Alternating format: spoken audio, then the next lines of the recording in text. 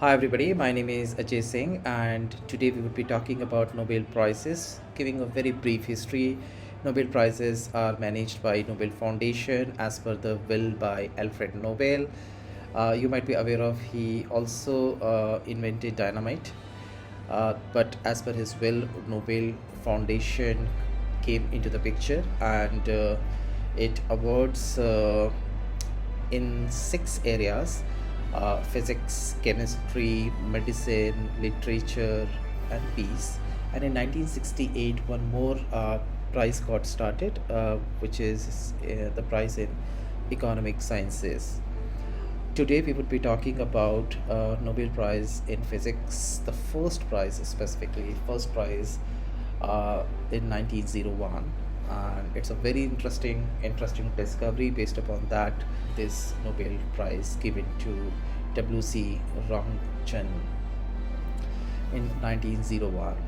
Right, so we would be looking at what he has done, and I think it is an uh, inspiration for new generation as well to be aware of what these people have done, which has made our life so convenient.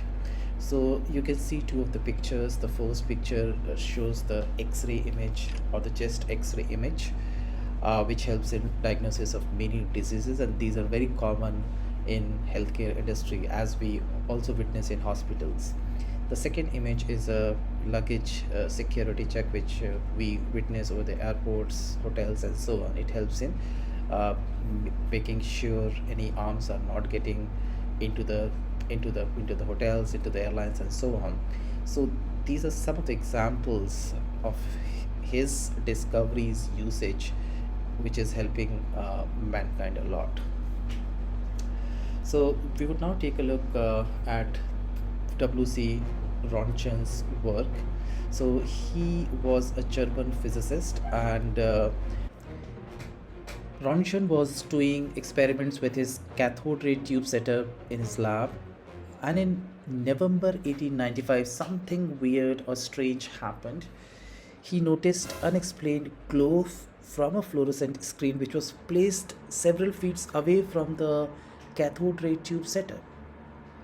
Uh, he did couple of more experiments throughout the week, and he spent a lot of time to understand that, and he came to the conclusion that some different kind of rays are getting generated and which are passing through the the cathode ray tube setup and making this fluorescent screen glow.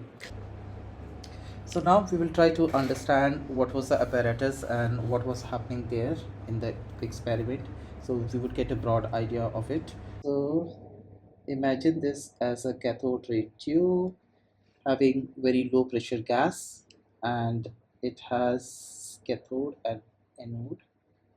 Cathode is attached to negative terminal and anode is attached to positive terminal. So because of the low pressure and the high potential difference, electrons move from here to towards anode, and they strike onto the anode, and which leads to generation of X-rays because of the acceleration of electrons, and these electrons will hit the fluorescent screen and which glows. So hence we have the glow. Okay. Yeah. He didn't patent this work, and he wanted to have this in open use, so that it can be leveraged and used for mankind benefit. And later the name of these rays were called as X-rays. As we know in mathematics, X stands for unknown generally, so the nomenclature was given as X-rays, and today as well we call them as X-rays.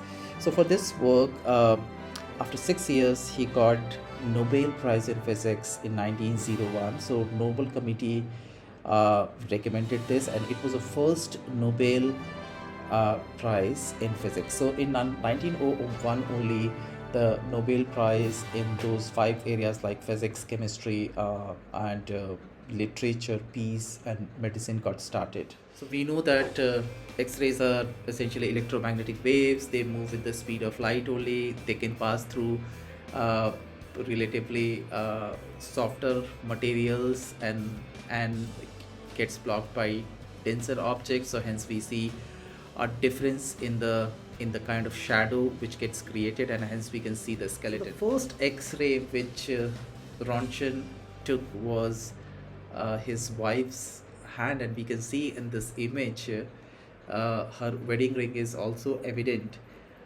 uh, and today we are using X-ray to diagnose fractures, locating bullets, identify cause of paralysis, and so on. Right?